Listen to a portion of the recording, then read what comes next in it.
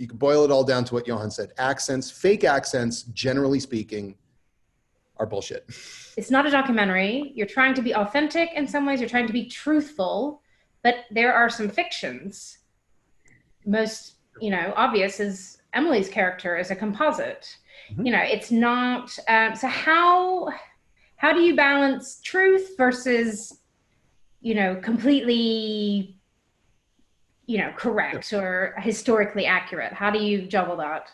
Well, first of all, it's important to know that documentaries have the same issue. They're using footage that they've shot, but with editing, you can change the reality of what people have seen. So everybody struggles with this because ultimately what you're doing is telling the story of something that took place over a certain amount of time that is almost always longer than the running time of your documentary or show. You are compressing things down. So there were some rules that we had as a general philosophy. If we were going to change something, we were changing it because we needed to be able to tell the story at all in a way that was compelling and within a certain amount of time. But never to change things to make them more dramatic than they actually were. That's cheating. That said, because the show is so much about the value of truth and the danger of lies, it was important to all of us that we be held accountable by ourselves to the changes we made. I mean, if you're making changes for good, conscientious reasons, you shouldn't be embarrassed by them. You should be able to talk about them freely. And so we did. And that's why we did this podcast. So, yeah. And it was important to me that it aired immediately after each episode aired for the first time. So there's no gap. There's no day where people can be walking around going, did they just try and convince me that Valery Legasov was at that trial? He wasn't actually at that trial. All the things that he did, the choices he made at that trial in the show are choices he made in real life. The consequences he suffered from that trial are consequences he suffered in real life. But of course, we need our character that we identify with to be in that trial. So immediately after that show is over, a podcast episode comes out in which I talk about what we changed and why we changed it, because that honesty was, I think, essential to not undermining the entire purpose of what it was that we were doing. And there's a sort of follow-on question that I think several people have asked about why, people are not speaking in Russian accents. Good. I'm sure Jared could do it, but what was the decision from all of you? But why would I be speaking in a Russian accent? Because they wouldn't have been speaking English. They would have been speaking in their native language. So already behind that question, there's an element of the same thing that they're, questioning us about, which is if you're going for authenticity, then they would be speaking in their own language, Yeah. I mean, the truth is that accents in film is tremendously stupid. Yeah. I mean, so it was not a hard decision in any sense, because it's ridiculous. Just by what Jared is saying, are we supposed to feel they're more Russian because they're speaking bad English? I mean, no. And I remember in our very first meeting, Jane and Craig, I asked the question like, I suppose it's completely out of order to do this in Russian. And Craig and Jane said, regrettably, yes, because it's just not feasible. We won't be able to do it. But I think in the best of all worlds, that's what we would have wanted to do, for sure. But we had a Q&A in which Stellan participated in, and some smug person was like berating the fact that it wasn't in Russian. In Russian accents. To which Stellan replied, "Well, Hamlet wasn't written in Danish, was it?" No one's ever watched Hamlet and complained that they aren't speaking English with Danish accents. Yeah, which I'm now curious to know what that is, but I think there is another aspect to accents. There are actors who are brilliant at accents. You happen to be looking at one of them right now. I mean, Jared is sort of famous for being able to absorb various accents. I've seen him do it, and it's remarkable. There are other actors who are absolutely amazing who are just not good at accents. Well, listen, I'm not working on this to cast people. Like, we don't say like, okay, great. We brought this person in. She's incredible. However, she doesn't know how to sing. Well, her character doesn't sing. Why does it matter that she doesn't know how to sing, right?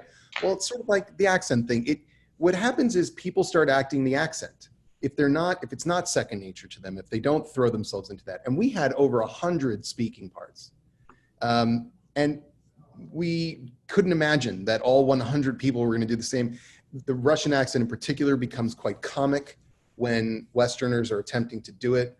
I think, by the way, the people that were the most pleased about our choice about the accents were Russian speakers. I did not hear one single complaint from them. They were like, oh, thank God, right? They're tired of hearing their language essentially butchered and mocked by Americans and English people trying to blah, blah, blah, blah. It's like, that's not how we talk. Stop doing that. And also the Soviet Union was a collection of many countries and in countless amounts of ethnicities. So what we said to our cast was, take your accent that you normally have, whatever it is. If it's really strong, take a little bit of the edge off of it, so it doesn't seem like you're forcing the accent. And then otherwise, that's your accent. With Stellan, we said, your English is actually, Swedish English sounds very American. It doesn't sound British. We said, you sound too American. Just pretend that you're not very good at speaking English. So more of a Swedish accent, which is what he did. And that's how we proceeded. And that's why we have people who sound like they're Danish and Swedish and all varying kinds of British and Irish, because that's how we just approached it. As it is multicultural as the Soviet Union was. But yeah, I honestly, you could boil it all down to what Johan said. Accents, fake accents, generally speaking, are bullshit. But there did actually end up being almost, I mean, I guess by accident, a kind of demarcation of the accents that were used in it. Because if you think about it, a lot of the political characters were the Swedish, Danish actors who are speaking in English. A lot of the actors who are using their regionalisms were the miners, the firemen, those characters, and the scientists were people who spoke like me with a kind of middle-class accent. So it was kind of interesting that there was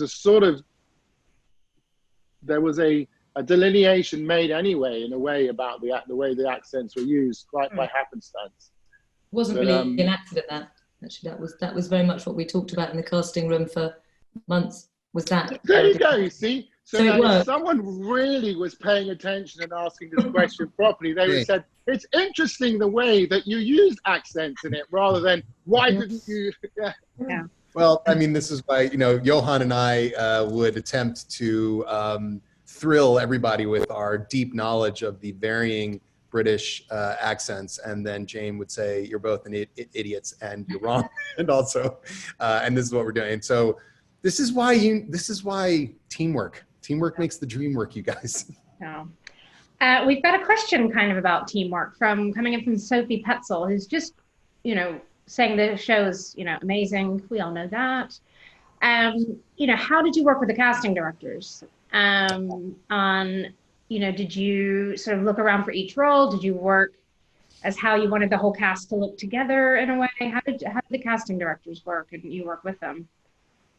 Jane, I mean, you've known Nina and Rob forever. Well, it was Carolyn Strauss, who's my fellow executive producer, who'd worked with Nina and Robert for many years on Game of Thrones, and had formed a fantastic relationship with them. And as soon as we got the go-ahead to start thinking about casting ideas,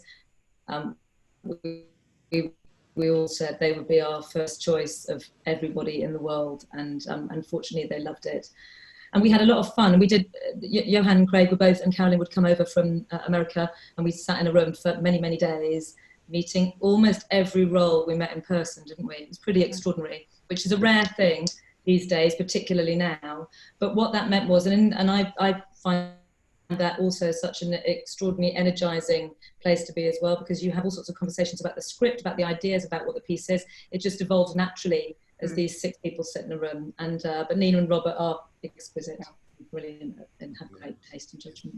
And was there kind of a clear decision? You didn't want any Americans in the lead roles, or that just happened organically? It was a choice, yes. Oh yes, yes. Yeah. I mean, that was the one thing I think we all agreed. I mean, you know, I was not expecting any pushback on this, by the way, but I did, you know, I said, like, I just think that accent takes you out of it. It is a European story, and there is a sense of staying within the boundaries of Europe.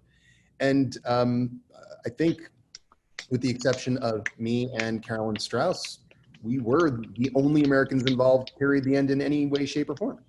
Oh, and our co-producer, Jack Lesko.